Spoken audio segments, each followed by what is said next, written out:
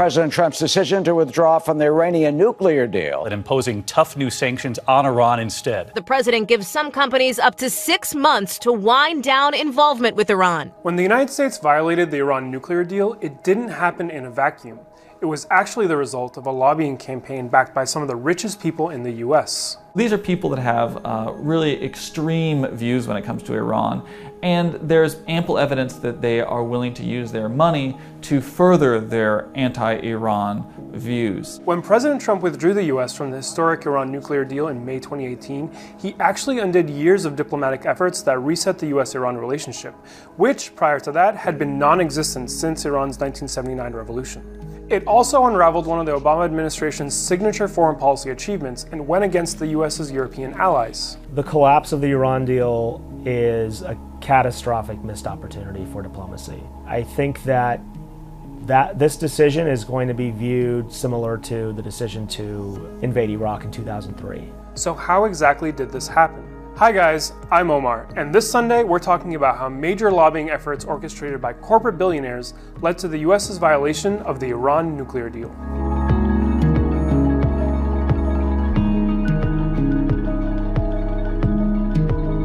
Okay, before we get into the why, where, and how, let's make sure we got the basics down. In 2015, Iran reached an agreement on its nuclear program with the P5+1, otherwise known as the US, Russia, France, the UK, China, and Germany.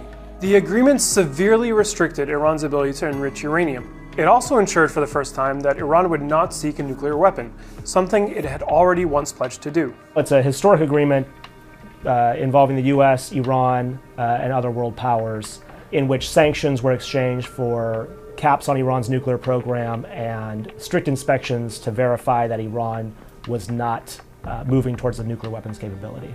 But behind the scenes, there was a furious dash of lobbying involving nearly $150 million and a large group of organizations working non-stop to kill the deal in Congress. But who exactly were these groups? We spoke to Eli Clifton, who's reported extensively on them and their activities. A unifying message that seemed to be coming out of groups opposing the Iran deal was a series of talking points talking about Iran's hegemonic ambitions in the region and threat to U.S. regional allies like Saudi Arabia, UAE, and Israel. At the forefront of the fight was AIPAC, or the American-Israel Public Affairs Committee. It aggressively advocated that the deal was a bad idea that would hurt Israel and U.S. interests. AIPAC spent approximately $30 million on their campaign through a subsidiary group known as Citizens for a Nuclear-Free Iran. This included political ads on TV, flying in AIPAC members to DC to lobby members of Congress, and organizing demonstrations. Check out this ad by Citizens for a Nuclear-Free Iran. Iran has violated 20 international agreements and is the leading state sponsor of terrorism. AIPAC, incidentally, didn't originally want to be involved in this policy battle, but was pushed into it by their backers and funders, and ended up very much giving voice to Israeli concerns, possibly at the expense of a discussion about American interests in the region. But AIPAC wasn't alone. The Republican Jewish Coalition, Foundation for the Defense of Democracies, United Against Nuclear Iran, and the Israeli-American Council all opposed the agreement. Altogether, opposition groups were 5 times better funded than their opponents supporting the deal. The groups opposing the nuclear deal went into this with an enormous financial advantage. All of them were pre-existing in Washington. All of them were well funded by Republican, in case of AIPAC, Republican and Democrat donors. Back in 2015, Jamal Abdi was working with the National Iranian-American Council to make the Iran deal a reality. As we were advocating for this, we knew the other side was pushing back hard and they weren't going anywhere. You know, they lost because the White House was able to pull this off, and we were able to help put enough pressure on Congress that they didn't kill the deal. If you're wondering where this windfall of anti-deal money and support for anti-deal groups came from, the answer is billionaires. And Sheldon Adelson tops the list of names funding these groups. Adelson has been at the forefront of financially supporting Republican causes and pro-Israel initiatives for decades. Sheldon Adelson and his wife Miriam are the Republican Party's biggest donors. They were also Donald Trump's single largest backers in his campaign efforts in 2016. That's something we often forget. The Las Vegas billionaire even said that an atomic weapon should be fired at Iran. So there's an atomic weapon goes over ballistic missiles in the middle of the desert that doesn't hurt a soul. Maybe a couple of rattlesnakes and scorpions or whatever. And then you say, see, the next one is in the middle of Tehran. Adelson has contributed millions of dollars to groups lobbying against the Iran deal. This includes $500,000 to United Against Nuclear Iran, $1.5 million to the Foundation for the Defense of Democracies, and $10 million to the Israeli-American Council. He also happens to be a board member of the Republican Jewish Coalition and likely its largest financier. According to Eli Clifton, the RJC's 2012 contributions showed one large donation of over $5 million from an unnamed donor. Beyond Adelson, there's also Home Depot co-founder Bernard Marcus, who's also donated millions to anti-Iran groups. Listen to what he says about Iran in this 2015 interview. When you do business with the devil, you're in deep trouble, and I think that Iran is the devil.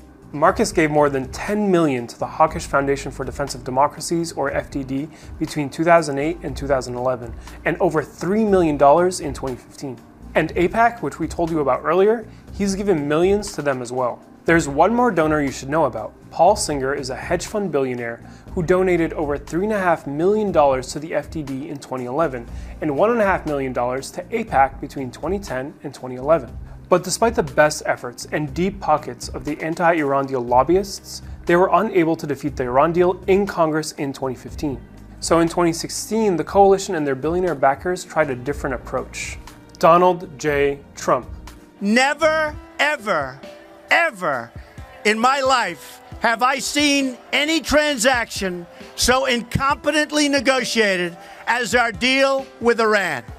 But we knew that once a new president came in, once the circumstances changed, there was going to be all this money sort of on the table in place to try to kill the deal, and if not kill the deal, at least contain it. Adelson, Marcus, and Singer spent a lot of money to help elect Donald Trump.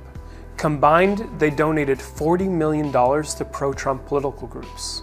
They also worked to ensure he'd have a strong Congress to support him by spending $65 million backing Republican candidates in the House and Senate. So when you have three billionaires who prioritize based off of their public, private, as well as their philanthropic efforts and comments opposing the nuclear deal, and the United States pursuing a hawkish policy, it's a series of policies in the Middle East, it's hard to imagine that any Republican candidate doesn't listen very carefully to what these individuals have to say. Fast forward to early 2018, Trump is president and hasn't yet reneged on the Iran deal as he'd pledged during his campaign. He'd actually renewed it more than once. But John Bolton, Trump's national security advisor, would change that. John Bolton had been George W. Bush's ambassador to the UN. He was known as a vocal proponent of the Iraq War, an open advocate of war with Iran, and a longtime critic of the Iran nuclear deal. There's a lot we can do, and we should do it. Our goal should be regime change in Iran. And according to Politico, Trump's chief of staff, John Kelly, had cut the president's interactions with Bolton prior to him joining the administration because of his fringe views. Enter Sheldon Adelson. By multiple accounts, Sheldon Adelson is a big fan of John Bolton. Adelson made sure to get Trump to listen to Bolton, and with Bolton back in Trump's ear, his influence on the president was felt almost instantly. Just 4 weeks after Bolton assumed the role of National Security Advisor, the U.S. violated the terms of the Iran deal. The fact is, this was a horrible, one-sided deal that should have never, ever been made. It didn't bring calm, it didn't bring peace, and it never will. So money was a key factor in the campaign against a diplomatic breakthrough between two countries that hadn't managed to agree on anything for decades. All these groups with all these vested interests kept busy, and their moneyed interests and constituencies stayed active, and they ended up winning in the end. But where do the United States and Iran go from here? Well, Iran is seeking to keep the deal alive between itself and European powers without the United States. And if that were to fail, can we expect the huge influence of anti-Iran groups in the US to lead us to war?